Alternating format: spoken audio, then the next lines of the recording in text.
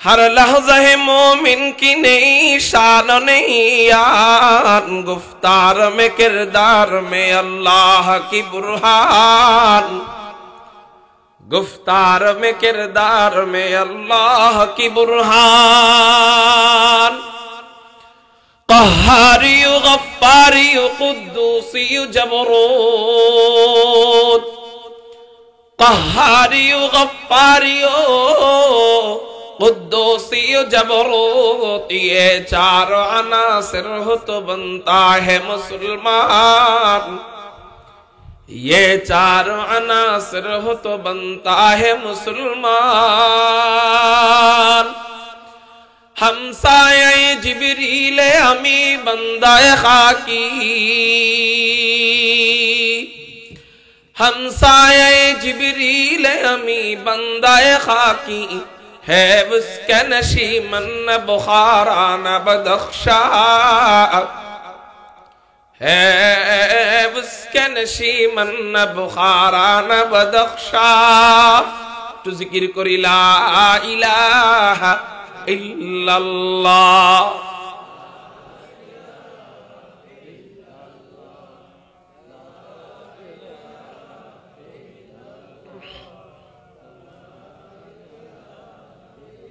ला इलाहा इल्लल्लाह, ला इलाहा इल्लल्लाह।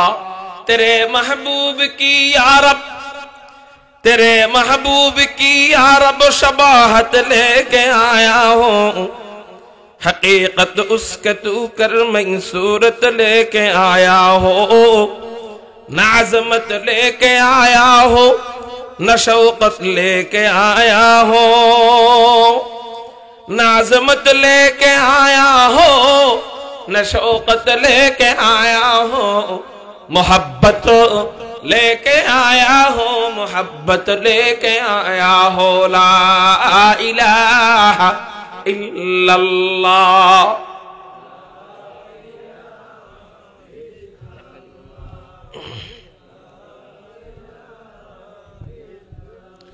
ला इलाहा इल्लल्लाह मुहम्मदुर रसूलुल्लाह सल्लल्लाहु अलैहि वसल्लम।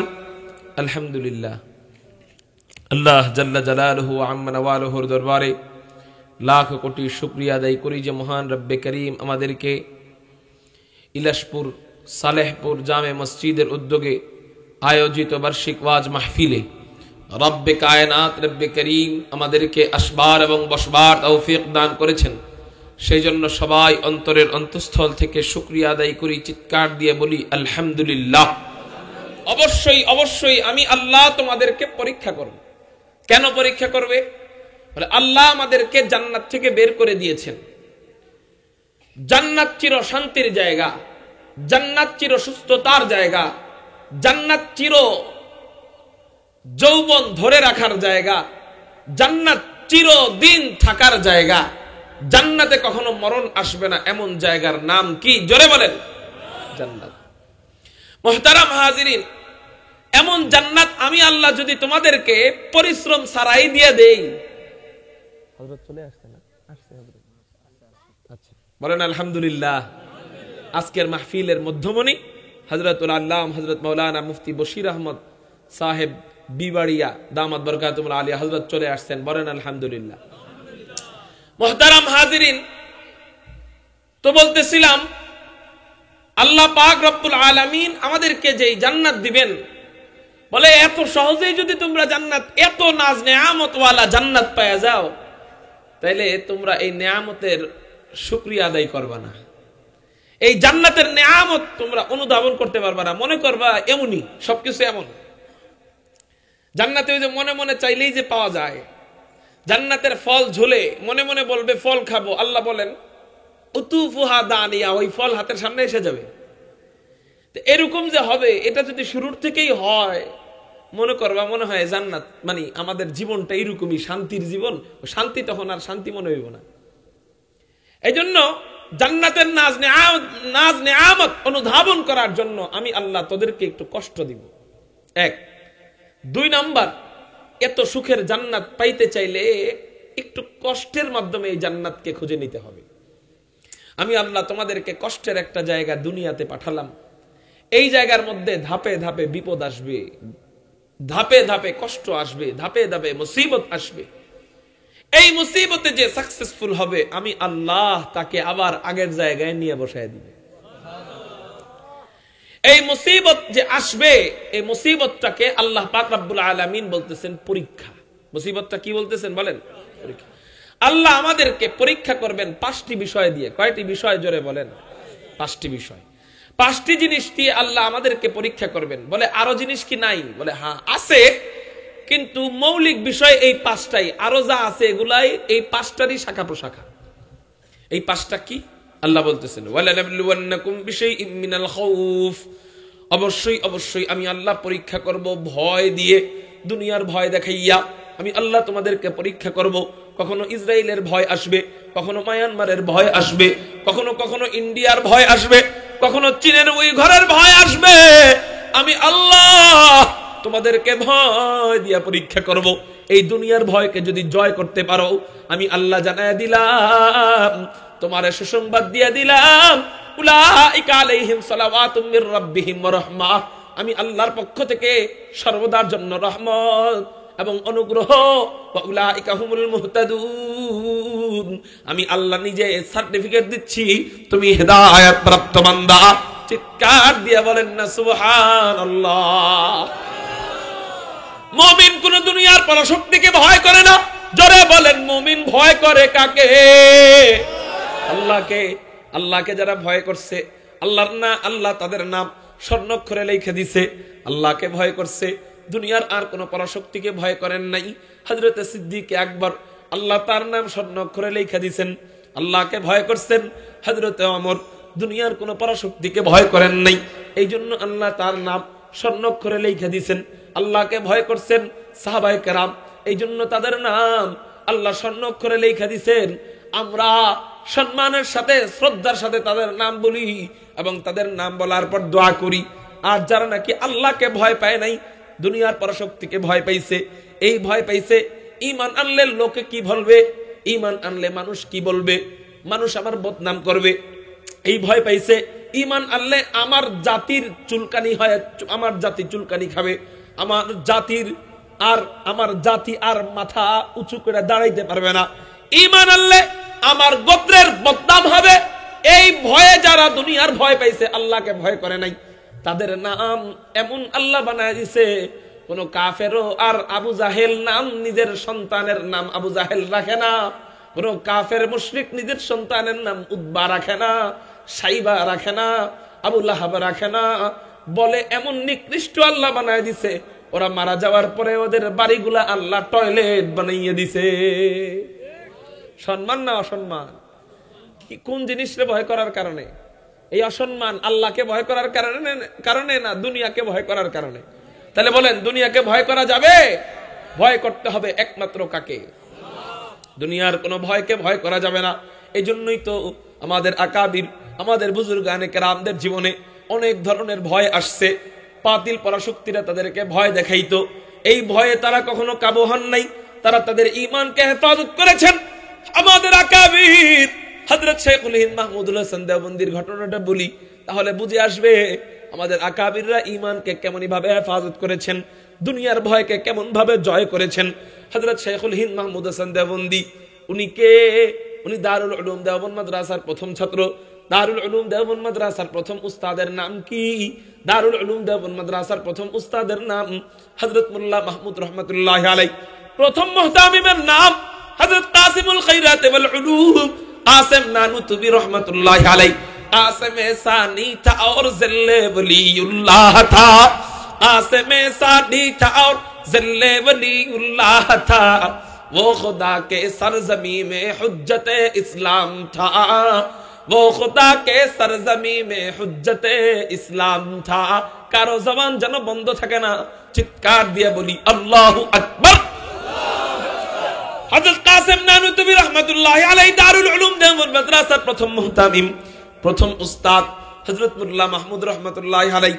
প্রথম ছাত্রের নাম শেখুল হিন্দ মাহমুদ হাসান দেওবন্দি রহমাতুল্লাহি আলাইহি।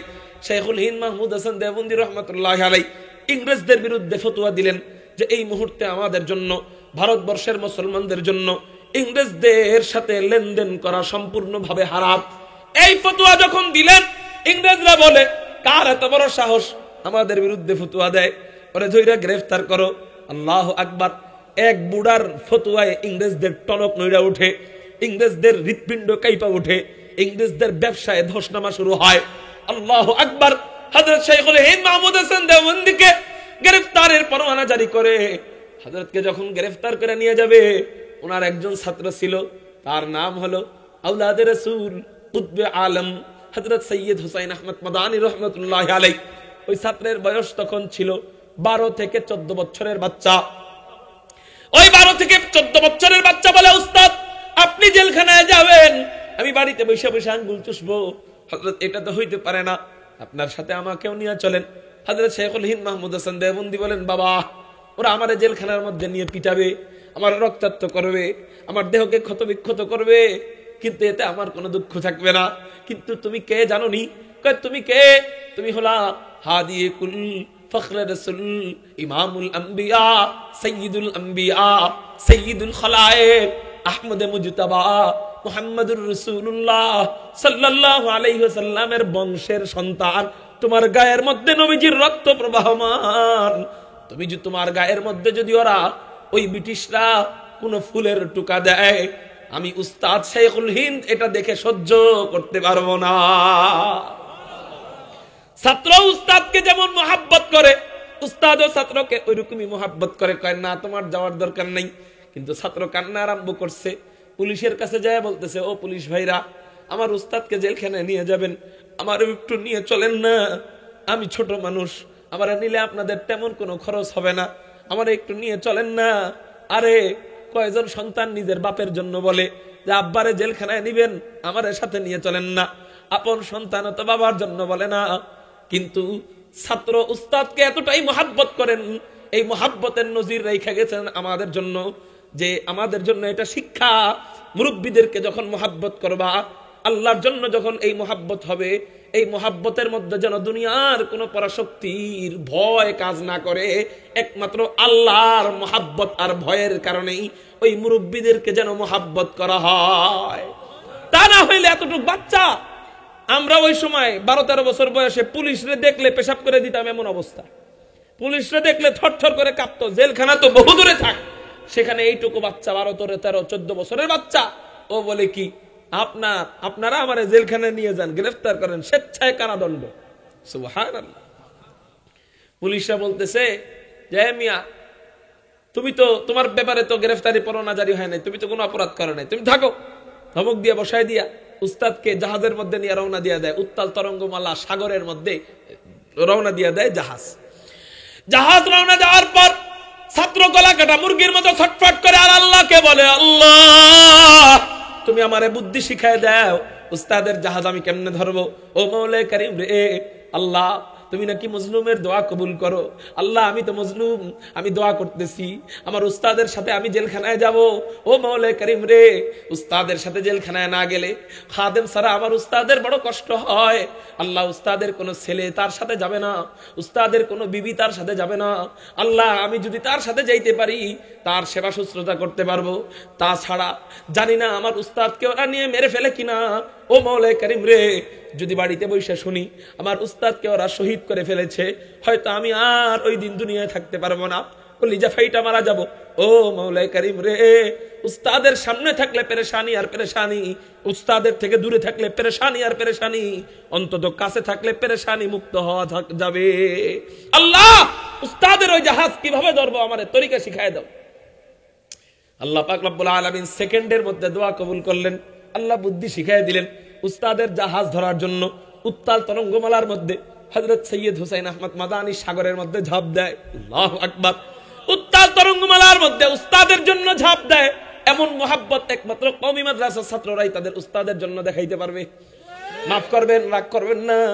ও স্কুল কলেজের ভাইরা, আপনারাও জানেন আপনাদের এমন কোন ক্লাসমেট নাই যে উস্তাদকে এতটা মোহাব্বত করে, আসেনি? নাই? মেরে মোহতারাম ভাইও তো আপনাদের উস্তাদের মোহাব্বত কেমন, মাইন্ড করবেন না, বোঝানোর জন্য বলি। সেটা হলো কয়েকদিন আগে একটা ভিডিও দেখলাম, ভিডিওর মধ্যে দেখলাম কলেজের এক ছাত্র পরীক্ষায় খাতা নকল করতেছে।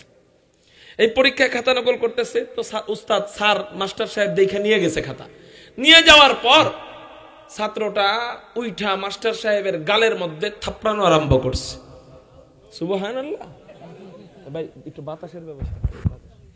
তাহলে বলেন, যেই শিক্ষা শিখানোর পর উস্তাদকে সম্মান করা শিখায় না, সেই শিক্ষা শিখানোর পর মা বাবাকে কিভাবে সম্মান করবে? এরাই তো মা বাবাকে বৃদ্ধাশ্রমে ফেলায় রেখে আসে, ঠিক না ভাই? ঠিক। বৃদ্ধাশ্রমে যান, জিজ্ঞাসা করবেন আপনাদের সন্তানরা কি? কেউ বলবে ডাক্তার, কেউ বলবে ডক্টর, কেউ বলবে ব্যারিস্টার, কেউ বলবে ইঞ্জিনিয়ার, কেউ বলবে নেতা, কেউ বলবে কোটিপতি, কিন্তু কেউ বলবে না কারো সন্তান হাফেজে কোরআন। আপনি যদি জিজ্ঞাসা করেন আপনাদের কি কারো সন্তান হাফেজ নাই, তারা বলবে আহারে এটাই তো বড় দুঃখ, একটা সন্তান বেশি লাভের আশায়, দুনিয়ার বেশি লাভের আশায় ডাক্তার, ডক্টর, ব্যারিস্টার, ইঞ্জিনিয়ার বানাইলাম, তো একটা সন্তানরে যদি একটু মাদ্রাসায় পড়াইতাম, ওই ছেলেটা অন্তত আমাকে এই বৃদ্ধাশ্রমে ফেলাইয়া রাখতো না, নিজে খায়া না খায়া হইলেও ওর খাটের পাশে আমার জন্য একটু জায়গা করে দিত। নিজে অভাবে থাকতো কিন্তু বাপ মারে কষ্ট রাখতো না। কেন? কারণ ও জানে ও যদি মা বাবারে কষ্ট দেয়, ওর সারা জীবনের শিক্ষা ওরে জান্নাতে নিতে পারবে না, মা বাবার দোয়া ওরে জান্নাতে নিয়ে যাবে। এটাও জানে যে আমি যে জান্নাতের জন্য পড়ালেখা করছি, সেই জান্নাত তো আমার মায়ের পায়ের নিচে, এই জন্য মাকে কষ্ট দেওয়া যাবে না। এবার এই জন্য বলি ভাই, সন্তানকে যদি সত্যিকারের মানুষ বানাইতে চাই, দুনিয়াতে সন্তানের উপকার চাই, আখেরাতে সন্তানের হাত ধরে জান্নাতে যাইতে চাই, ইনশাআল্লাহ সন্তানদেরকে মাদ্রাসায় ভর্তি করাবো। কারা কারা নিয়তটা করতে পারবেন? আল্লাহু আকবার বলে দুই হাত আল্লাহকে দেখ। পাক্কা ওয়াদা ইনশাআল্লাহ যুবক ভাইরা, ইনশাআল্লাহ। আল্লাহ তুমি কবুল করো, বলি আমিন। হাত নাও। উস্তাদের জন্য এমন নজির, এই জন্য এক কালজয়ী ইতিহাস। হযরত হুসাইন আহমদ মাদানী উত্তাল তরঙ্গমালার মধ্যে ঝাঁপ দেয়। হযরত শেখুল হিন্দ মাহমুদ হাসান দেওবন্দি দেখা গলা ফাটা এক চিৎকার দিয়া পুলিশদেরকে বলতেছে, আমার পুলিশ ভাইরা, তোমাদের সাথে আমি অন্যায় করছি, কিন্তু আমার এই বাচ্চাটা তো কোনো অন্যায় করে নাই, এই বাচ্চাটাকে একটু আমার সাথে নিয়ে গেলে তো তোমাদের তেমন কোনো ক্ষতি হবে না, নিয়ে নাও। পুলিশ ভাইদের মায়া লাগে গেল, পুলিশের ব্রিটিশের পুলিশদের মায়া লাগে গেল। হযরত হুসাইন আহমদ মাদানীকে জাহাজের মধ্যে উঠায় নেওয়া হলো। এই পুলিশ ভাইদের মায়া, এই ব্রিটিশদের মায়া, পুলিশ ভাই বললাম, ওদেরকে ভাই বলা উচিত না, এই বাংলাদেশের পুলিশ না, ওই ব্রিটিশদের পুলিশ। এই ব্রিটিশরা মায়া করলো হযরত হুসাইন আহমদ মাদানীকে। এই মায়া ওদের জন্য ক্ষতি নাকি লাভ? ক্ষতি হয়েছে মিয়া, এই মায়া ওদের জন্য ক্ষতি হয়েছে। কেন জানেন? শোনেন। গণকে ফেরাউনে বলল, এই এখন থেকে যত শিশু আসবে একটু চোখ কান খোলা রাখো। কেন? এর মধ্যে এমন একটা শিশুর জন্ম হবে যেই শিশু তোমার রাজত্ব ধ্বংস করে দিবে। ফেরাউন কইল, হ্যাঁ সত্যি নি? কয় হ্যাঁ। সৈন্যবাহিনীরা শোন, তোদের সাথে পরামর্শ আছে। কি পরামর্শ? আজকে থেকে বনি ইসরায়েল থেকে যত শিশু হবে সবাইরে মারবি, সবগুলারে জীবন্ত মেরে ফেলবি, জীবন্ত কবর দিবি। আচ্ছা ঠিক আছে। একটা একটা একটা একটা একটা একটা করে মারে। মারার পরে কয়দিন পরে হযরত মুসা আলাইহিস সালাম আসে। আসার পরে গোপনে গোপনে হযরতে মুসা আলাইহিস সালাতু ওয়াস সালামকে তার মা পালা আরম্ভ করে। কিন্তু যখন বেশি দিন গোপন রাখা সম্ভব নয়, বুঝে ফেললেন যে আমার ঘর তল্লাশি করবে, আল্লাহকে বলেন, আল্লাহ এখন কি করবো? আল্লাহ বুদ্ধি শিখিয়ে দিলেন, একটা বাক্সের মধ্যে মুসারে ঢুকাও, বাক্সটা পানির মধ্যে ছেড়ে দাও। পানির মধ্যে ছেড়ে দেওয়া হয়। ওই পানিকে আল্লাহ ভাসায়া ভাসায়া ফেরাউনের স্ত্রী বিবি আসিয়ার যে পারিবারিক পার্ক, এই পার্কের পাশে ওই বাক্সকে আল্লাহ আইনা দিলেন, ভাসায় ভাসায় আইনা দিলেন। আইনা দেওয়ার পরে বাক্সটা হযরতে বিবি আসিয়া খোলার পরে ভিতর থেকে বাচ্চা বের করার পরে এত মায়া লাগতেছে। ফেরাউনে বললেন, ফেরাউন ওগো আমার স্বামী, এই বাচ্চাটাকে আপনি মাইরেন না, জীবনে তো কত বাচ্চারে মারছেন, এই বাচ্চাটারে মাইরেন না। ওই সময় মারার সময় 90,000 শিশুকে যেই ফেরাউন মারে, সেই ফেরাউন এক বাচ্চারে মারতে তো ব্যাপারই না, মায়া লাগার কথাই না। কিন্তু ফেরাউন উপরে উপরে কয়, আরে না আইন করে ফেলছি না মারার, কিন্তু ভিতরে ভিতরে কয় আইন যতই করছি বাচ্চাটার জন্য মায়া লাগতেছে।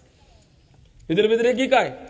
আইন যতই করছি কিন্তু বাচ্চাটারে আমার মারতে মনে চাইতেছে না। মুহতারাম হাজরিন, এই যে এখানে মায়া করছে, এটা ফেরাউনের ক্ষতি হয়েছে না লাভ হয়েছে? ক্ষতি হয়েছে। আল্লাহু আকবার। ওরা হযরত হুসাইন আহমদ মাদানীকে উঠায় নেয়। যেই ব্রিটিশটা 50 লাখ আলেমরে শহীদ করছে। কয় লাখ? হুজুররা আমাদের জন্য কি করছে? খালি করছে আওয়ামী লীগ আর বিএনপিরা, হুজুররা কিচ্ছু করে নাই। হুজুররা দেশ স্বাধীন হওয়ার আগেই ব্রিটিশ বিরোধী আন্দোলনে যুদ্ধ করার শুরুতেই 1857 সালে হুজুরদেরকে মারা হয়। 50 লাখ আলেমকে ফাঁসির মধ্যে ঝুলানো হয়েছে। এগুলা তো স্কুল কলেজের ইতিহাসের মধ্যে লেখা থাকবে না, এগুলা পড়াবে না। কেন জানেন? এগুলা পড়ালে আমাকে গম চুরি বন্ধ হয়ে যাবে, আমাকে নেতাগো টিন চুরি, তেল চুরি, আলু চুরি, পেঁয়াজ চুরি, রাতের ভোট চুরি বন্ধ হয়ে যাবে। সব হুজুরদের পিছনে ছুটবে, এই জন্য এরা আর এগুলো লেখে নাই। তোমরা না লেখো না লেখো, উলামায়ে কেরামদের সাথে আমরা আগেও ছিলাম, এখনো আছি, ভবিষ্যতেও থাকবো ইনশাআল্লাহ। মেরে মুহতারাম ভাইও তো বলতেছিলাম, হযরত শেখুল হিন্দ মাহমুদ হাসান দেওবন্দি এবং হুসাইন আহমদ মাদানিকে মাল্টায় নিয়ে গ্রেফতার করা হয়। ওই মাল্টায় 3 বছরের উপরে এই উস্তাদ এবং শাগরেদ ওই মাল্টার জীবন কাটায়, মাল্টার ভিতরে জীবন কাটান। ওই সময় সর্বপ্রথম যখন জেলের মধ্যে ঢুকানো হয়, ইংরেজের ওই জায়গার পুলিশের প্রধান আইসা বলতেছে, এ মিয়া তোমার নাম কি মাহমুদুল হাসান? হ্যাঁ আমার নাম মাহমুদুল হাসান। তুমি আমাদের বিরুদ্ধে ফতোয়া দিছো? হ্যাঁ আমি তোমাদের বিরুদ্ধে ফতোয়া দিছি। তাহলে শোনো, আমাদের বিরুদ্ধে ফতোয়া যদি তুমি উড্ডু না করো তাহলে শুনে নাও, আমরা জেলখানার মধ্য থেকে একটা একটা একটা একটা করে শাস্তি তোমার উপর প্রয়োগ করব। আর যদি আমাদের পক্ষে ফতোয়া দাও, তোমারে আমরা নেতা বানায় দিব, অঢেল সম্পত্তির মালিক বানায় দিব। আর যদি আমাদের পক্ষে ফতোয়া না দাও, শুনে নাও শুনে নাও, আমরা তোমাকে এমন এমন শাস্তি দিব যা কখনো তুমি কল্পনাও করতে পারো না। এই কথা শুই না, কে আছে যে ভয় পাবে না? কে আছে যে ভয় পাবে না যে জেলখানায় আমার এত এত শাস্তি দিবে, যে শাস্তি নাকি আমি কল্পনাও করি নাই? এই শাস্তির কথা শুই না কে আছে যে ভয় পাবে না?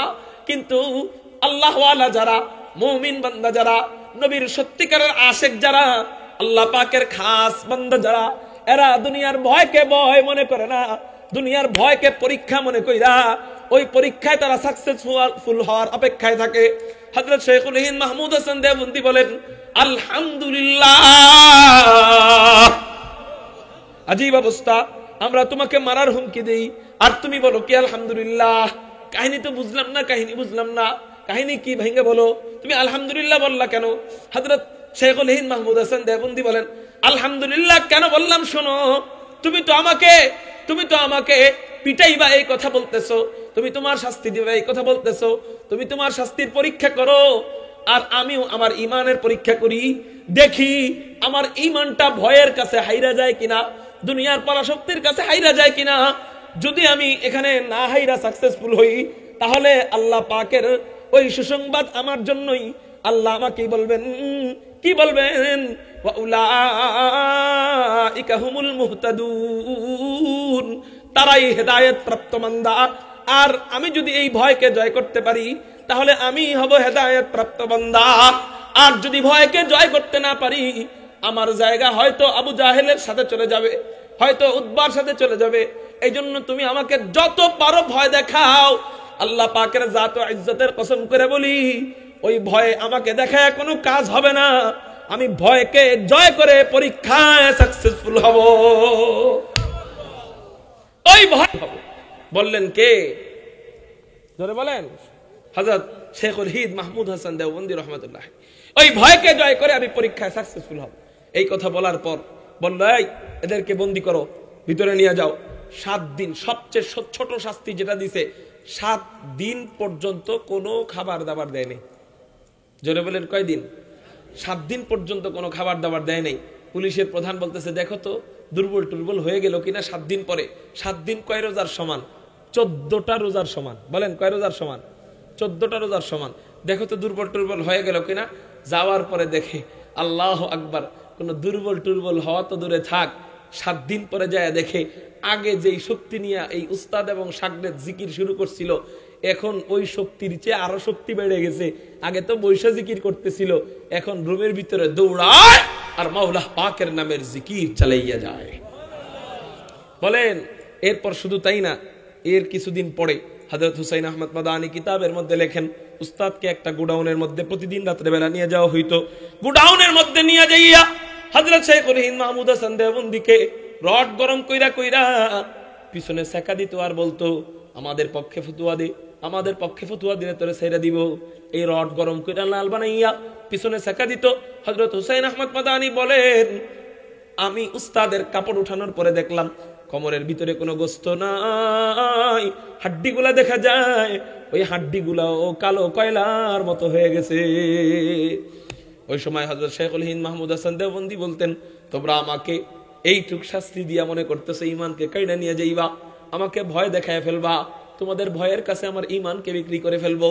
না না না, শুনে নাও শুনে নাও শুনে নাও, তোমরা যদি আমার টুকরা টুকরা কইরা ওই টুকরাগুলো আগুনের মধ্যে নিক্ষেপ করো, আল্লাহ যদি আমাকে আবারও জীবন দান করে, আবারও টুকরা টুকরা করো, আবারও আগুনে নিক্ষেপ করো, আবারও জীবন দান করেন, আবারও টুকরা টুকরা করো, আবারও আগুনে নিক্ষেপ করো, তারপরেও আমি মাহমুদুল হাসান দেওবন্দি আমার ঈমান তোমাদের কাছে বিক্রি করতে পারবো না, তোমাদের ভয়কে আমি ভয় পাবো না।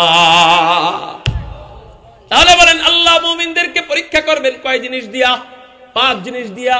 1 নাম্বার বলেন নাবলুওয়ান্নাকুম বিশাইইম মিনাল খাউফ, আল্লাহ পাক রব্বুল আলামিন আমাদেরকে ভয় দিয়ে পরীক্ষা করবেন। 2 নাম্বার ওয়াল জু, আল্লাহ পাক রব্বুল আলামিন আমাদেরকে ক্ষুধা দিয়া পরীক্ষা করবেন। জোরে বলেন আল্লাহ আমাদেরকে কি দিয়া পরীক্ষা করবেন? ক্ষুধা। জোরে জোরে বলেন, ক্ষুধা দিয়া পরীক্ষা করবেন।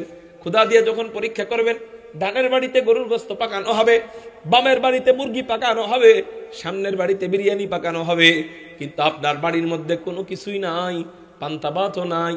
তখন আপনার মুখ দিয়ে এই কথা বের হয়ে যায় কিনা যে আল্লাহ আর কাউরে পাইলা না, আমার এই পাইলা? মনে হয় আল্লাহ আমারে ভালোবাসে না, আমার বান্দা এই কথা বলে কিনা। এই জন্য আমি আল্লাহ ক্ষুধা দিয়া পরীক্ষা করব। ক্ষুধা দিয়া পরীক্ষা করার পরে ওই বান্দা ক্ষুধা দমনের জন্য, পেট পূজার জন্য ওই বান্দা কি সুদের কাজে লিপ্ত হয়ে যায় কিনা, ওই বান্দা কি হারামের পথে চলে যায় কিনা, টাকা উপার্জনের জন্য সন্তান ক্ষুধা ক্ষুধা বইলা কানবে, এই সন্তানের চেহারা দেখা আমি আল্লাহকে ভুলে যায় কিনা, সন্তানের পেটে খাবার দেওয়ার জন্য ও কি চুরির পিছনে ছুটে কিনা, ও কি ঘুষের পিছনে ছুটে কিনা, ও কি সুদের পিছনে ছুটে কিনা, আমি আল্লাহ পরীক্ষা করব। আমি আল্লাহ পরীক্ষা করব। যদি সাকসেসফুল হয়ে যায় তো আল্লাহ ওই বান্দাকে সুসংবাদ দেয়, আর যদি সাকসেসফুল না হয় আল্লাহ পাক রব্বুল আলামিনের শাস্তি হাশরের ময়দানে অপেক্ষা করতেছে। আল্লাহ আমাদেরকে ক্ষুধা দিয়া পরীক্ষা করবেন। জোরে বলেন কি দিয়া? ক্ষুধা দিয়া। বলেন তো নবীর পরিবারের যে ক্ষুধা আল্লাহ দিয়েছিলেন, এর চেয়ে বেশি ক্ষুধা কি আমাদের ঘরের ভিতরে আছে? জোরে বলেন, নবীর পরিবারে কেমন ক্ষুধা ছিল? নবীজি হযরতে ফাতেমার বাড়িতে গেছেন, গেটের মধ্যে টোকা দিছেন, ভিতর থেকে কান্নার আওয়াজ, গেট খুলেন না। নবীজি বলেন এই ভিতরে কাঁদতেছে কে? হযরতে ফাতেমা বলেন আব্বু আমি কাঁদতেছি। কেন কাঁদতেছো আব্বু? আম্মু তুমি কেন কাঁদতেছো? হযরতে ফাতেমা বলেন আব্বু এই গেট খুলে যে আপনার সামনে আমি দাঁড়াবো, ওই দাঁড়ানোর মতো উপযুক্ত কাপড়টুকু আমার শরীরে নাই। সুবহানাল্লাহ। কার ঘরের মধ্যে কোনো কাপড় চোপড় নাই? উপযুক্ত কাপড় কার ঘরে নাই? যিনি সরকারে দো জাহানের কন্যা, শুধু কন্যাই যে তাই না, আল্লাহর পরে নবীজি সবচেয়ে বেশি মহব্বত যাকে করতেন তার নাম হযরতে ফাতেমা। তার ঘরের মধ্যে উপযুক্ত কাপড় নাই। তিনি কে? যিনি জান্নাতের সমস্ত যুবতীদের সর্দারনি, তার ঘরের মধ্যে অভাব। তিনি কে? যিনি জান্নাতের সমস্ত যুবকদের সর্দারের আম্মা, তার ঘরের মধ্যে অভাব। কোন কাপড় চোপড়, উপযুক্ত কাপড় পয়রা নবীজির সামনে দাঁড়ানোর মতো কাপড় যখন নাই, নবীজি নিজের চাদর মুবারক দরওয়াজার উপর দিয়ে বলেন ফাতেমা এটা পড়ো, এরপর গেট খোলো। হযরতে ফাতেমা ওই চাদর পয়রা গেট খুলে আল্লাহু আকবার আল্লাহু আকবার। নবীজি দেখা, আদরের কন্যাকে নবীজি দেখা আর সহ্য করতে পারে নাই, শিশু বাচ্চার মতো হাউমাউ করে কান্না আরম্ভ করে দিছে। শিশু বাচ্চার মতো হাউমাউ করে কান্দেন। হযরতে ফাতেমাও কান্দেন, নবীজির কান্না দেখে হযরতে ফাতেমাও কান্দেন, নবীজিও কান্দেন। এরপর ভিতরে যায়, যাওয়ার পরে দেখে কি হাসান হুসাইন কাঁদতে কাঁদতে কাঁদতে কাঁদতে কাঁদতে কাঁদতে এদের চোখের এই জায়গা দিয়ে দাগ হয়ে গেছে, এদের পেটের সাথে পিঠ মিশে গেছে। হাসান হুসাইনের এমন অবস্থা, ক্ষুধার তাড়নায় এরা যে একটু শ্বাস ছাড়বে, ভালো মতো শ্বাস ছাড়ার শক্তিটুকু নাই, এমন অবস্থা চলতেছে। হযরতে ফাতেমাকে নবীজি বললেন, চুলার পাড়ে একটা পাতিলা দেখা যাইতেছিল, ওই পাতিলার ভিতরে একটা চামচ রাখা দেখা যায়। নবীজি বললেন কিছু কি পাক হইতেছে কিনা? হযরতে ফাতেমা বলেন আব্বু কিচ্ছুই পাক হচ্ছে না। নবীজি বললেন তাহলে ওই পাতিলাটা কিসের? ওই পাতিলার ভিতরে যে চামচ ওইটা কিসের? পাক না হইলে ওখানে ওই পাতিলা কেন? নবীজি প্রশ্ন করার পরে হযরতে ফাতেমা বলেন আব্বু বড়দেরকে তো সান্ত্বনা দেওয়া যায়, বড়দের ক্ষুধা লাগলে সান্ত্বনা দেওয়া যায়, কিন্তু ছোট বাচ্চা ওরা তো মাসুম, ওদের তো সান্ত্বনার জেহেন এখনো হয় নাই, সান্ত্বনা বুঝার মতো ক্ষমতা ওদের এখনো হয় নাই। ওরা তো ছোট বাচ্চা, ওরা তো অবুঝ। ওরা যখন আম্মু ক্ষুধা লাগে, আম্মু ক্ষুধা লাগছে, আম্মু ক্ষুধা লাগছে এই কথা বইলা কান্দে, আমি দুঃখিনী মা, আর সহ্য করতে পারি না, সান্ত্বনার ভাষাও আর নাই, কি বলে সান্ত্বনা দিব। এই জন্য ওরা যখন কান্না করে ওদের সামনে দিয়ে একটা পাতিলা আমি নামাই, এই পাতিলাটা ওদের চোখের সামনে দিয়ে চুলার দিকে নিয়ে যাই, ওদেরকে বুঝাই যে এই তো তোমাদের জন্য রান্না করতে যাইতেছি। ওরা এটা দেখে কিছুটা কান্না বন্ধ করে। এরপর আমি যতক্ষণ ওরা কাঁদতে কাঁদতে ঘুমায় না যায়, আব্বু বিশ্বাস করেন ততক্ষণ পর্যন্ত ওই পাতিলা রেখা ওদের কাছে আমি মা আসতে পারি না। ওই পাতিলা লাড়তেই থাকি, পাতিলার ভিতরে আওয়াজ করতেই থাকি। যখন ওরা ঘুমাইয়া যায় এরপর আমি মা ওদের কাছে আসি। এত অভাব। নবীজি বললেন তুমি এই কথা আমার আগে বলো নাই কেন? বলো কয়দিন ধরে খাও না? হযরতে ফাতেমা বলেন আব্বু 3 দিন ধরে আমিও খাই না, আপনার নাতিরাও কিচ্ছু খায় না। নবীজি বললেন তুমি আমাকে আগে বলো নাই কেন? হযরতে ফাতেমা বলেন আব্বু আপনারে কেমনে বলবো, আপনার চেহারাটা তো শুকায় গেছে না খাইতে খাইতে, দেখি তো আপনার পেটের অবস্থা কি। নবীজির পাঞ্জাবি উঠানোর পরে দেখে হযরতে ফাতেমা নবীজির পেটে ক্ষুধার তাড়নায় সহ্য করতে না পাইরা নবীজি 3টা পাথর বাইদা রাখছে। আপনারা বলেন আমাকে নবীজি কি আল্লাহর কাছে চাইলে আল্লাহ পাহাড়কে নবীজির জন্য খানা বানায়া দিতে পারতেন না? পারতেন অবশ্যই। তারপরেও কেন আল্লাহর কাছে খানা চান না? বলে আমি যদি পেট ভরে রাখি তাহলে আল্লাহ যে মুমিন বান্দাদেরকে দ্বিতীয় জিনিস ক্ষুধা দিয়ে পরীক্ষা করবেন, ওই পরীক্ষায় তো সাকসেসফুল হওয়া যাবে না, ওই পরীক্ষায় তো অংশীদার হওয়া যাবে না। আমি ওই পরীক্ষায় অংশগ্রহণ কইরা সাকসেসফুল হইয়া এরপর উম্মতকে আমি শিখাবো। আমি যদি খাবার চাই তাহলে উম্মত কোথায় যাবে? আল্লাহ পাক রব্বুল আলামিন নবীজির জন্য পুরা উহুদ পাহাড়টাকে বানায় দিতে পারতেন খাবার, কিন্তু নবীজি নেন না। এরপরে নবীজি বলেন ও ফাতেমা হাসান হুসাইনকে রেডি করে দাও। রেডি করে দেওয়া হয়। বলে আব্বু কোথায় নিয়ে যাবেন? বলে আমি ওদেরকে খানার ব্যবস্থা করব। রেডি করে দেওয়া হয়। হাসান হুসাইনকে নিয়ে নবীজি শহরের গলিতে গলিতে ঢুইকা নিজে কামলা হইয়া চিৎকার দিয়ে বলতে থাকেন এ শহরবাসীরা, তোমাদের কারো বাড়িতে কি কোনো কাজের মানুষের দরকার আছে কিনা? আমরা যেটা গ্রাম্য ভাষায় কামলা বলি অথবা বদলা বলি, এরকম বদলা ব্যক্তির দরকার আছে কিনা, কামলার দরকার আছে কিনা? কিছুক্ষণ পর এক ইহুদি মুশরিক ব্যক্তি আয়েশা বলতেছে হ্যাঁ আসো আসো, আমার বাড়িতে কাজের মানুষের দরকার, চলো। একটা কুয়া দেখানো হয়। বলে এই কুয়ার ভিতর থেকে 1 বালতি করে পানি উঠাইবা, এই পানি 1 বালতির বিনিময় আমি তোমাকে 2টা করে খেজুর দিব। হযরতে আকায়ে নামদার তাজেদারে মদিনা কুয়া থেকে 1 বালতি করে পানি উঠায়, বিনিময়ে 2টা করে খেজুর পায়। ডান রানে হুসাইনকে বসাইয়া বাম রানে হাসানকে বসাইয়া নিজে কাজ কইরা হযরতে হুসাইনকে দেয় 1টা খেজুর, হযরতে হাসানকে দেয় 1টা খেজুর, আদরের নাতিকে দেয় 1টা খেজুর, নবীজি একটু নিজেও খায় 1টা খেজুর। ও মেরে মুহতারাম ভাইও, নবীজির শরীরে তখন ছিল দুর্বল, কারণ যিনি 7 দিন ধরে খায় না তার শরীরের অবস্থা কি? তার তো বালতি উঠাইতেও কষ্ট হয়। নবীজি বালতি উঠাইতে এক পর্যায়ে হঠাৎ করে নবীজির হাত থেকে বালতিটা ছিটকে পড়ে যায় নিচে পড়ে যাওয়ার পর ওই ইহুদি দৌড়াইয়া আয়েশা বলতেছে এই তোমার সাহস তো কম না, আমার বালতি তুমি ফালায় দিলা। এই বালতি এত গভীর কুয়া, গভীর তলদেশের কুয়া, এই কুয়া থেকে আমি বালতি আনবো কেমনে? এই কথা বইলা রাগান্বিত হইয়া নবীজির গালের মধ্যে ঠাস কইরা চড় লাগাইয়া দেয়। নবীজির গালের মধ্যে যখন চড় লাগায় নবীজি বলেন এ মিয়া তুমি মনে হয় অনেক কষ্ট পেয়ে গেছো। কষ্ট পেও না, এই বালতির জন্যই তো তোমার দুঃখ, তাই না? কোনো দুঃখ কইরো না, কোনো টেনশন করো না, তোমার বালতি আমি আইনা দিতেছি। বিসমিল্লাহির রহমানির রহিম বইলা ওই গভীর তলদেশের কুয়ার মধ্যে হাত দেয়। এটা হলো নবীজির মুজিজা। আল্লাহ পাক রব্বুল আলামিন গভীর তলদেশের কুয়ার বালতি নবীজির হাতে আইনা দেয়। নবীজি বলে এই নাও তোমার বালতি। এবার এর আগে আরেকটা কাহিনী ঘটে। সেটা কি? ওই ইহুদি যখন নবীজির গাল মোবারকের মধ্যে থাপ্পড় দেয়, নবীজি তার হাতটা ধরে বলে ভাই তোমার এই হাতের মধ্যে কি কোনো ব্যথা পাইছো কিনা, এই হাতের মধ্যে কোনো আঘাত পাইছো কিনা? এত জোরে আমাকে থাপ্পড় মারলা, অবশ্যই হাতের মধ্যে ব্যথা পাইছো। আরে নবীজিকে আল্লাহ বানাইছেন খুলুকে আজিম দান করেছেন। হযরতে মূসাকে আল্লাহ দিয়েছেন খুলুকে হাসান, হযরতে ঈসাকে আল্লাহ দিয়েছেন খুলুকে কারীম, আমাদের নবীজিকে আল্লাহ দিয়েছেন খুলুকে আজিম। ইন্নাকা লাআলা খুলুকিন আযীম। খুলুকে আজিম কি? কেউ আপনারে থাপ্পড় মারলো, আপনি তাকে মাফ করে দিলেন, পাশাপাশি তার খোঁজ খবর নিলেন। আপনাকে কেউ গালি দিল, আপনি তাকে হাদিয়া দিলেন। হযরতে ইমামে আজম আবু হানিফা রাহমাতুল্লাহি আলাইহিকে যারা গালাগাল দিত, ইমামে আজম আবু হানিফা তাদের জন্য হাদিয়ার গাঠি তাদের বাড়িতে পাঠিয়ে দিত। জিজ্ঞাসা করা হতো, আরে তারে গালাগালি দেই আর সে আমার হাদিয়া দেয় কেন? হযরতে ইমামে আজম আবু হানিফা বলে যে নাকি আমাকে গালি দিবে তার আমল নামা থেকে আমল আমার কাঁধে আইসা পড়বে, আমার আমল নামায় যোগ হবে, আমার গুনাহগুলা তার কাছে যাবে। অতএব তুমি আমারে গালি দিয়ে আমার উপকার করলা, নাও তোমারে আমি হাদিয়া দিলাম। এই হলো সাহাবায়ে কেরামদের জিন্দেগি।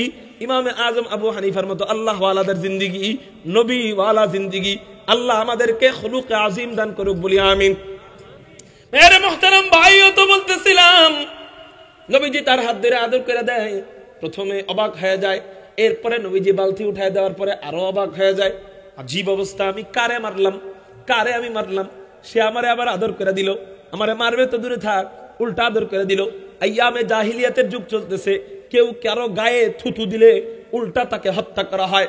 সেখানে আমি ওরে মারলাম, ও আমারে আদর করলো, সেখানে আমার বালতিটারেও আইনা দিল, কেমনে আনলো বুঝলাম না। নবীজি ওর থেকে দূরে সরে যায়। বিদায় হয়ে নবীজি যখন চলে যায়, আল্লাহু আকবার, আল্লাহু আকবার, ওই ইহুদির মাথার ভিতরে এই প্রশ্ন ঘুরে, এই ব্যক্তিটা কে রে, আমার এটা জানতে হবে, এই ব্যক্তিটার পরিচয় কি রে, এটা আমার জানতে হবে। এই প্রশ্ন যখন ঘুরপাক খায়, হঠাৎ করে একজনের সাথে সাক্ষাৎ হয়। জিজ্ঞাসা করে, ভাই, এক ব্যক্তি কুরাইশ বংশের, তার বাড়ি মক্কাতে এবং তার নাম মুহাম্মদ। ও ভাই, এই ব্যক্তিটারে চিনুনি? এই ব্যক্তিটা কে? তার আখলাক দেখে আমার তাকে ভালোবাসতে মনে চাইতেছে। এবার বলতেছে, এই শোনো, এই ব্যক্তির সাথে কি হয়েছে জানোনি? কয় কি হয়েছে? কয় এই ব্যক্তিটার সাথে এই ঘটনা ঘটছে, শেষে আমি তাকে একটা থাপ্পড় মারছিলাম। ওই ব্যক্তি বলতেছে, হায় হায়, তুমি কারে থাপ্পড় মারলা? তুমি চিনুনি তাকে, জানুনি তাকে? তিনি কে? তিনি হাদিয়ে কুল ফখরে রাসূল ইমামুল আম্বিয়া সাইয়্যিদুল আম্বিয়া খাতামুন নবিয়্যিন রাহমাতুল লিল আলামিন মুহাম্মাদুর রাসূলুল্লাহ সাল্লাল্লাহু আলাইহি ওয়াসাল্লাম। কার গালের মধ্যে চট মারছো? যাও যাও যাও, চলে যাও, তার কাছে ক্ষমা চাও, মাফ না করা পর্যন্ত তার পা ছাড়বা না, মাফ চাইতেই থাকো। সে যদি মাফ না করবে, সে যদি মাফ না করে, তোমার আখিরাত বরবাদ, দুনিয়াও বরবাদ। ওই ইহুদি ব্যক্তির দিলের ভিতরে অনুশোচনা আসে, আল্লাহকে বলে, আল্লাহ, নবীর কাছে মাফ চাইতে যাব, কিন্তু কোন মুখ নিয়ে আমি মাফ চাইতে যাব? আমার তো মুখ নাই। আমি তার আখলাক দেখে আমার দিল সাক্ষী দিতেছে সেই শেষ নবী। আল্লাহ, আমি তার কাছে কোন চেহারা নিয়ে যাব? আল্লাহ, যেই হাত দিয়ে আমি তারে মানলাম, মালিক রে, এই হাতটা আমি আর রাখবো না, এই হাতটা আমি কেটে ফেলবো। নিজের হাত কেটে আল্লাহকে বলে, আল্লাহ, এরপরেও যদি এটা দেখে নবী আমারে মাফ করে, আমার হাত যাওয়ার কারণে আর দুঃখ থাকবে না। কাটা হাতটা, ওই কাটা হাতটা, টুকরা হাতটা আর এক হাতের মধ্যে নিয়ে নবীর সামনে যাইয়া ধপাস করে পড়া, পায়ের সামনে পড়ে বলে, হযরত, আমি আপনাকে চিনি নাই, আমারে মাফ করে দেন। নবীজি বলেন, কি হয়েছে? আপনারে আমি থাপ্পড় মারছিলাম, এই দেখেন কাটা হাত নিয়ে আসছি। হযরত, তারপরে যদি আপনি আমারে না মাফ করেন, তাহলে আমার জাহান্নাম ছাড়া আর কোনো গতি নাই। নবীজি বললেন, এ মিয়া, আমার মাফ পাওয়ার জন্য কি হাত কাটার দরকার আসেনি? আল্লাহ আমারে বানাইছেন রহিম, আল্লাহরও এক নাম রহিম, বিসমিল্লাহির রহমানির রহিম, নবীরও এক নাম রহিম। লাকাদ জাআকুম রাসূলুম মিন আনফুসিকুম আজিজুন আলাইহি মা আনিতুম হারিসুন আলাইকুম বিল মুমিনিনা রাউফুর রহিম। এই রহিম আমার নবীজি, আল্লাহরও এক নাম রহিম, আমারও এক নাম রহিম। আল্লাহর কাছে মাফ চাইলে আল্লাহ যদি মাফ করে দেয়, আমি তো তারই বন্ধু, আমি তো তার শিক্ষায় শিক্ষিত হয়েছি, আমার কাছে মাফ চাইলে আমি কেন মাফ করব না? আমি তো তোমারে শুরুতেই মাফ করে দিছি, হাত কাটার কি দরকার ছিল? এই পাগলামি আর কখনো করবা না, দেও হাত আমার কাছে দেও। আল্লাহু আকবার। এখানে নবীজির আরেকটা মুজিজা দেখা যায়। হযরত নবীজি হাতটা নবীজির হাতের মধ্যে নিয়া, আল্লাহু আকবার, ওই হাতটা ওই ভাঙা হাতের মধ্যে, কাটা হাতের মধ্যে জোড়া লাগাইয়া বিসমিল্লাহির রহমানির রহিম বইলা নিজের থুতু মুবারক মেসেজ করে দেয়, হাত আবার আগের মতো জোড়া লাইগা যায়। রহমাতুল লিল আলামিন খান দশ খুদা বন্দে করিম, রহমাতুল লিল আলামিন খান দশ খুদা বন্দে করিম, خلق خلق قول فعل هدي سمته وہ حمید، خلق خلق قول فعل هدي سمته وہ حمید، وما أرسلناك إلا رحمة للعالمين। আল্লাহু আকবার বলেন। এই ঘটনাটা বলার মাকসাদ হলো নবীর ঘরের মধ্যে কেমন অভাব চলতেছে। বলেন নবীজি আল্লাহর কাছে চাইলে কি আল্লাহ খাবারের গোডাউন নবীজির কাছে আইনা দিতে পারতেন না? তা নবীজির কি দরকার কামলা খাইটা হাসান হুসাইনকে খাওয়ানোর কি দরকার ছিল? যেই নবীজি নামাজের মধ্যে দাঁড়ান, নাসাই শরীফের 1493 নম্বর হাদিস, সূর্য গ্রহণ চলতেছে, সূর্য গ্রহণের সময় নবীজি নামাজের ভিতরে দাঁড়াইছেন, নামাজে দাঁড়াইছেন, সূর্য গ্রহণের নামাজ, নামাজের মধ্যে নবীজি দেখলেন হঠাৎ করে সাহাবায়ে কেরাম দেখতেছেন নবীজি নামাজের ভিতরে হাতের বাঁধনটা ছেড়া একটু সামনে আগায় গেলেন, কি যেন ধরতে গেলেন কিন্তু ধরতে পারলেন না, আবারও পিছনে চলে আসলেন, আবারও হাত বাঁধলেন। সাহাবায়ে কেরাম জিজ্ঞাসা করলেন নামাজের পর, ইয়া রাসূলুল্লাহ, ইয়া হাবিবাল্লাহ, নামাজের মধ্যে এটা কি দেখলাম? এই আপনাদের মনোযোগ অন্যদিকে দেখতেছি, হযরত যখন আসবে তখন বয়ান করবে ইনশাআল্লাহ, হযরত আসলেই আমি ছেড়ে দিব, কিন্তু অন্যদিকে তাকাবো না। কার কার মনোযোগ নাই? আল্লাহু আকবার বলে দুই হাত আল্লাহরে দেখায় দেন। এই যে আমি মনোযোগ অন্যদিকে দেখতেছিলাম, এই জন্য এই আকামটা করলেন। এই জন্য বয়ান শুনবো মনোযোগ দিয়া না না দিয়া? জোরে বলেন, মনোযোগ দিয়ে না না দিয়ে? এই তো বয়ান শেষের দিকে খুব মনোযোগ দেন ও মেরে মুহতারাম ভাইও। তো সাহাবায়ে কেরাম দেখলেন, খেয়াল করেন, নবীজি সূর্য গ্রহণের নামাজ পড়াইতেছেন, হঠাৎ করে সাহাবায়ে কেরাম দেখলেন নামাজের ভিতরে নবীজি হাতের বাঁধনটা ছেড়া একটু সামনে আগায় গেলেন, কি যেন ধরতে গেলেন কিন্তু ধরতে পারলেন না, আবারও পিছনে চলে আসলেন, আবারও হাত বাঁধলেন। সাহাবায়ে কেরাম জিজ্ঞাসা করলেন, ইয়া রাসূলুল্লাহ, ইয়া হাবিবাল্লাহ, আজকে নামাজের মধ্যে এটা কি দেখলাম? বলে কি দেখলা? বলে নামাজের মধ্যে দেখলাম আপনি নামাজের ভিতরে হাতের বাঁধনটা ছেড়া একটু সামনে আগায় গেলেন, কি যেন ধরতে গেলেন কিন্তু ধরতে পারলেন না, আবারও পিছনে চলে আসলেন, আবারও হাত বাঁধলেন। কাহিনী তো বুঝলাম না। নবীজি বলেন, ও সাহাবীরা, তোমরা দেখেই ফেলছো যেহেতু, তাহলে বলি, আজকে নামাজের মধ্যে দেখতে পাইলাম আল্লাহ নামাজের ভিতরে পুরা জান্নাতটা কোলে নিয়া আমার নামাজের সামনে আইনা রাইখা দিছে। আর আস্তে বলেন সুবহানাল্লাহ, লিল্লাহি তাকবীর। আজকের মাহফিলের প্রধান অতিথি সাহেবের আগমন, মুফতি বশির সাহেবের আগমন, মাহফিলের পক্ষ থেকে কি আর লাল গোলাপ নিয়ে নেতাকে স্লোগান দিতে দিতে খালি এখানে লাল গোলাপ আসে না, লো সালাম শুভেচ্ছা মাহফিলের পক্ষ থেকে।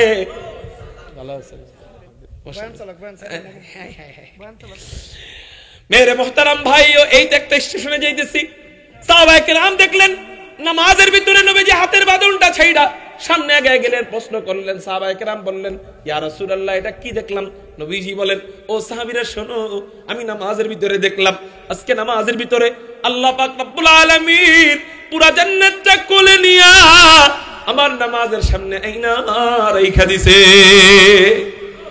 আমি নামাজের ভিতরে তাকাইয়া, আমি নামাজের ভিতরে দাঁড়ায় দাঁড়ায় দেখতেছিলাম জান্নাতি নাজ নেয়ামতগুলা দেখা যায়, জান্নাতি ফল দেখা যায়, জান্নাতি আনার দেখা যায়, জান্নাতি কমলা লেবু দেখা যায়, জান্নাতি ডালিম দেখা যায়।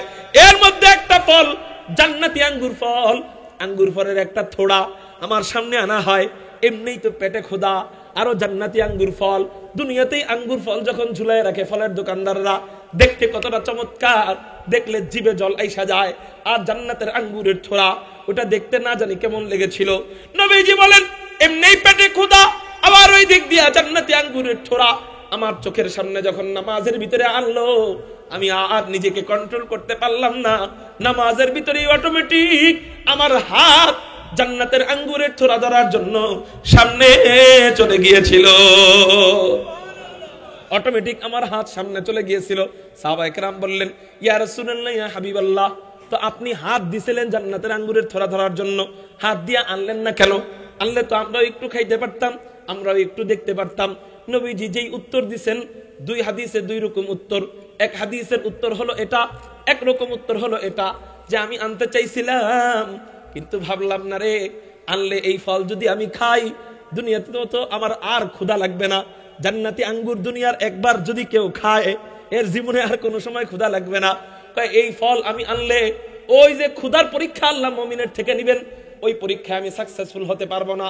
এই জন্য আমি চিন্তা করলাম না রে, এখানে আর খাবো না, এখানে ক্ষুধার পরীক্ষা দিয়ে যাব, হাসরের ময়দানে বাকিটা খেয়ে নিব, জান্নাতেই ভোগ করব। দুনিয়াতে পরীক্ষা দিয়ে যাব, জান্নাতে এই পরীক্ষার ফলাফল নিব, পরীক্ষা ছাড়া কিছু নিতে চাই না। যেই নবীর সামনে জান্নাতি আঙ্গুর ফল ঝোলে, সেই নবী জান্নাতের আঙ্গুর ফল হাতের কাছে পায়াও পরীক্ষা, আল্লাহর পরীক্ষা দেওয়ার জন্য কয় লাগবে না, সরাই নিয়ে যান। মুহতারাম হাজিরিন, বলেন তাহলে এই নবীর ঘরের মধ্যে অভাব আমাদের চেয়ে কম না বেশি? বেশি। আবার আল্লাহর কাছে চাইলে আমাদের থেকে দ্রুত দিত নাকি আরো দেরিতে দিত? দ্রুত দিত। কিন্তু তারপরেও এত অভাব থাকা সত্ত্বেও নবীজি পরীক্ষায় সাকসেসফুল হওয়ার জন্য আল্লাহর কাছে চালও নাই, অভিযোগও করেন নাই। আর আমাকে অভিযোগ, 2 দিন যদি মাদ্রাসায় একটু ডাইল দেয়, খানা খারাপ দেয়, আল্লাহ হুজুরে মুহতামিম সাহেব সব টাকা পয়সা বাইরে লয়ে যায়, হুজুরে ভাল না, এই মাদ্রাসায় পড়ুন না।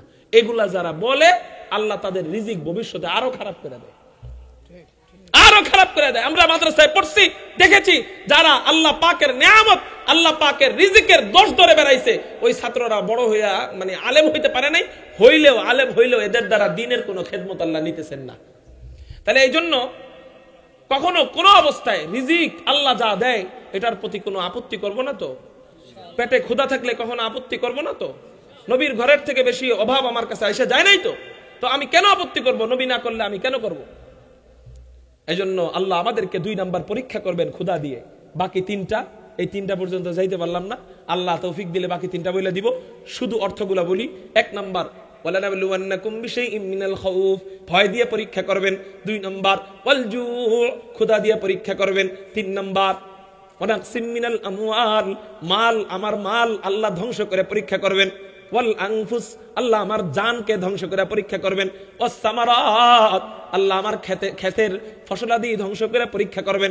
এই পরীক্ষা যদি সাকসেসফুল হয়, আল্লাহ বলেন ওয়াবাশশিরিস সাবিরিন আল্লাযীনা ইযা আসাবাতহুম মুসিবাহ ক্বালু ইন্না লিল্লাহি ওয়া ইন্না ইলাইহি রাজিউন উলাইকা আলাইহিম সালাওয়াত। 1 নাম্বার পুরস্কার আমি আল্লাহর পক্ষ থেকে অনুগ্রহ, সালাওয়াতুম মির রাব্বিহিম ওয়া রাহমাহ। 2 নাম্বার পুরস্কার, সর্বদা আমি আল্লাহর পক্ষ থেকে তার উপর শান্তি বর্ষিত হবে। 3 নাম্বার পুরস্কার, ওয়া উলাইকা হুমুল মুহতাদুন, সে হলো হেদায়েত প্রাপ্ত বান্দা। 4 নাম্বার পুরস্কার নবীজি হাদিসের মধ্যে বলেন, যারা নাকি বিপদে মুসিবতে ধৈর্য ধারণ করবে, হাসরের ময়দান কায়েম হওয়ার পরে মিজানের পাল্লায় বদ নেক, বদামল নেকামল ওজন করার আগেই, হিসাব নিকাশের আগেই আল্লাহ মুসিবতের ধৈর্য ধারণকারীদেরকে আগে জান্নাতি বানায় দিবে। হিসাব নিকাশ হয় নাই, আগেই আল্লাহ তাদেরকে জান্নাতি ঘোষণা দিয়া এরপর হিসাব নিকাশ শুরু করবে। আল্লাহ আমাদেরকে সমস্ত মুসিবতে ধৈর্য ধারণ করে সামনে আগাবার তো